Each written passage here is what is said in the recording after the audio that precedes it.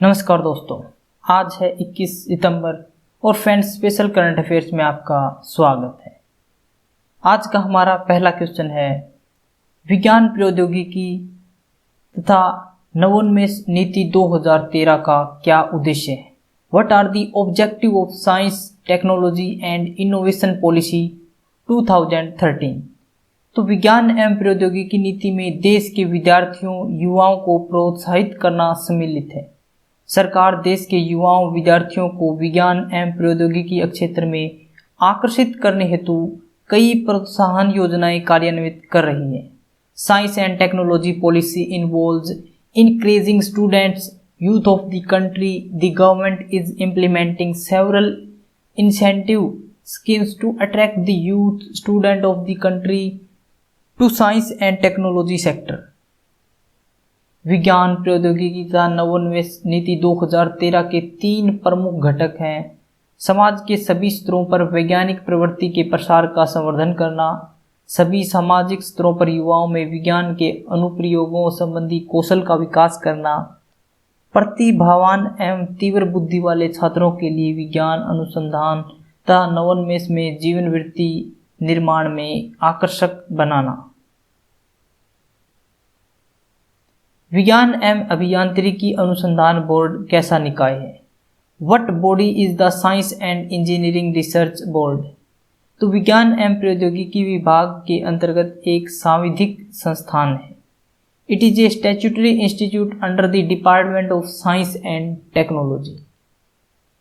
यह युवा वैज्ञानिकों के लिए लिखित राष्ट्रीय पोस्ट डॉक्टरल अध्ययावृत्ति, स्टार्टअप अनुसंधान अनुदान, प्रधानमंत्री डॉक्टरल अनुसंधान अध्ययावृत्ति, स्वर्ण जयंती अध्ययावृत्तियां आदि कार्यक्रम संचालित कर रहा है। ये योजनाएं युवा अनुसंधानकर्ताओं की पहचान करने और उन्हें वैज्ञानिक एवं अभियांत्रिकी के अग्रणी क्षेत्रों में प्रशिक्षण एवं अनुसंधान के अवसर उपलब्ध कराने के लिए तैयार की गई है। वैज्ञानिक और औद्योगिक अनुसंधान परिषद के क्या कार्य हैं? What is the work of the council of scientific and industrial research? तो CSIR उन युवा विद्यार्थियों को लगभग 4500 से 5000 ऐसी अध्ययावृत्तियां प्रतिवर्ष प्रदान करती है जो भविष्य में वैज्ञानिक बनने का सपना रखते हैं। CSIR provides approximately 4,500 to 5,000 such fellowships annually to young students who dream of becoming scientists in future.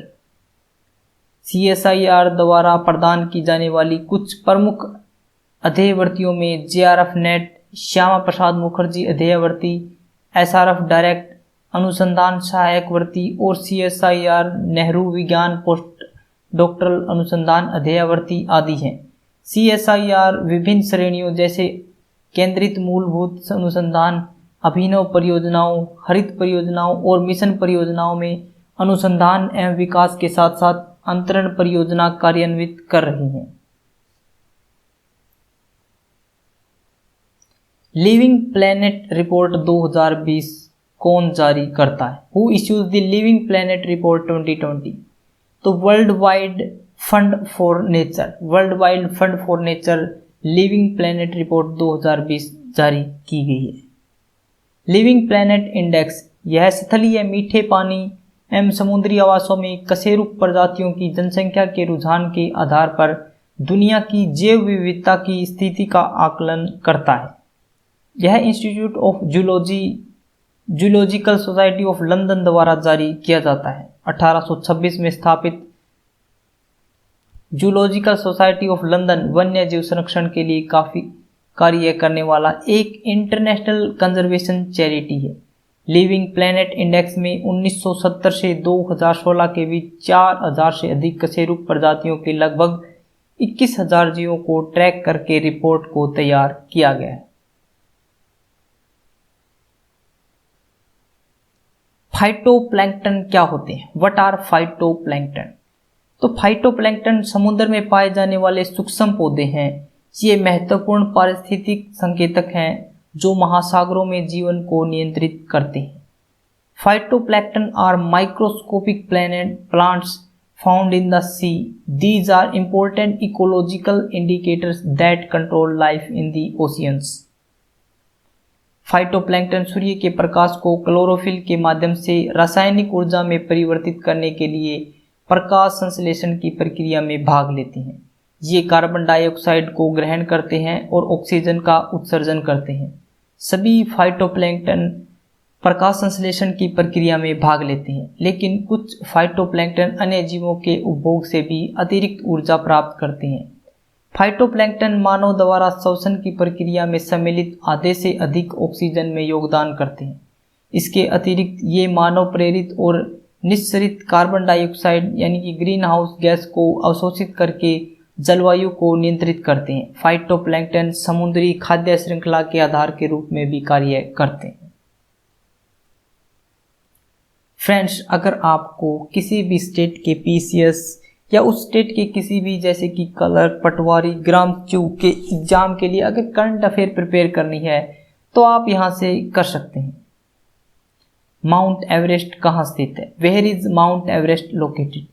तो नेपाल और तिब्बत, चीन का एक स्वायत्त क्षेत्र है तिब्बत, उसके बीच स्थित तकरीबन 8,848 मीटर ऊंचा माउंट एवरेस्ट हिमालय पर्वत श्रृंखला की एक उच्च चोटी है। इसे पृथ्वी का सबसे ऊंचा बिंदु माना जाता है। Mount Everest is a high peak in the Himalayan range about 8,848 meters, located between Nepal and Tibet.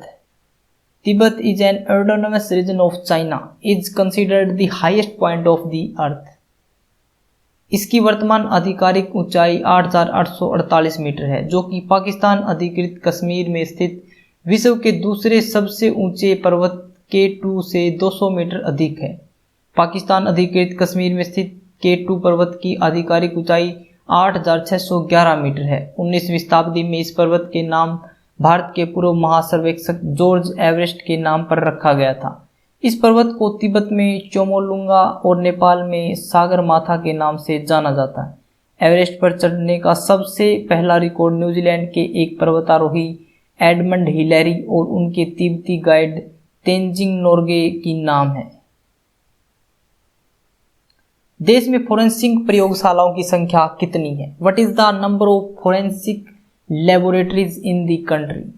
तो 6 फोरेंसिक प्रयोगशालाएं हैं देश के अंदर। चंडीगढ़, हैदराबाद, कोलकाता, भोपाल, पुणे और गुवाहाटी। फोरेंसिक विज्ञान प्रयोगशालाएं किसी भी अपराध के मामले में पीड़ित पक्ष को शीघ्र न्याय प्रदान करने में महत्वपूर्ण भूमिका निभाती हैं, परंतु वर्तमान में देश में फोरेंसिक विज्ञान प्रयोगशालाओं की कमी न्याय प्रणाली की धीमी गति का एक प्रमुख कारण है। सरकार द्वारा देश में आधुनिक फोरेंसिक प्रयोगशालाओं की स्थापना के साथ विशेषज्ञों और अन्य कर्मचारियों की नियुक्ति से जुड़ी समस्याओं का समाधान करना चाहिए। साथ ही पुलिस कर्मियों को साक्ष्य एकत्र करने और फोरेंसिक विज्ञान से जुड़े नए अध्ययनों के संदर्भ में जागरूक करने हेतु समय समय पर प्रशिक्षण कार्यक्रमों का आयोजन किया जाना चाहिए।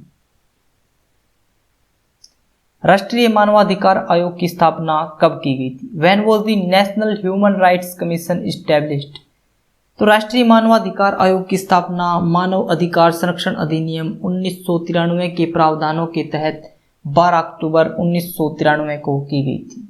The national human rights commission was established on October 12, 1993 under the provisions of the protection of human rights act 1993।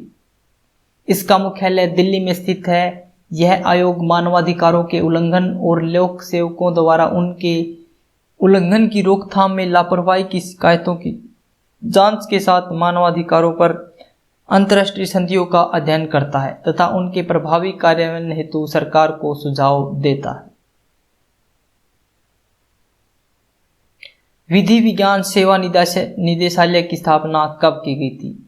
When was the Directorate of Forensic Science Services established? तो विधि विज्ञान सेवा निदेशालय की स्थापना 2002 में केंद्रीय गृह मंत्रालय द्वारा की गई थी। Directorate of Forensic Science Services was established in the year 2002 by the Union Ministry of Home Affairs. DFSS की स्थापना राष्ट्रीय मानवाधिकार आयोग और पुलिस सुधारों के लिए बनी पद्मनाभ समिति की सिफारिशों के आधार पर की गई थी। वर्तमान में DFSS के तहत देश के विभिन्न शहरों में 6 केंद्रीय फोरेंसिक विज्ञान प्रयोगशालाएं चंडीगढ़, कोलकाता, हैदराबाद, पुणे, गुवाहाटी और भोपाल संचालित होती हैं। इसका उद्देश्य न्याय प्रणाली के लिए उच्च गुणवत्ता और विश्वसनीयता पूर्ण फोरेंसिक सेवाएं उपलब्ध कराना है। कोई भी क्रोधित हो सकता है, यह आसान है, लेकिन सही व्यक्ति से सही सीमा में सही समय पर और सही उद्देश्य के साथ सही तरीके से क्रोधित होना सभी के बस की बात नहीं है और यह आसान भी नहीं।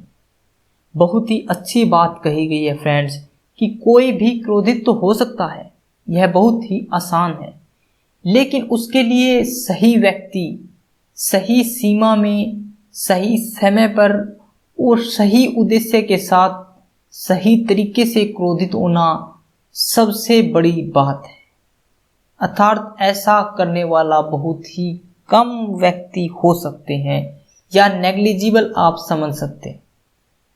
फ्रेंड्स, अगर आपको वीडियो अच्छी लगी तो इसे लाइक करें, शेयर करें और हमारे चैनल को सब्सक्राइब करें ताकि आपको नोटिफिकेशन मिलता रहे। अगर आपको इसकी PDF चाहिए तो आप हमारे टेलीग्राम ग्रुप से डाउनलोड कर सकते हैं, जिसका लिंक हमने डिस्क्रिप्शन बॉक्स में दिया हुआ है। आज के लिए इतना ही फ्रेंड्स। Thanks for watching.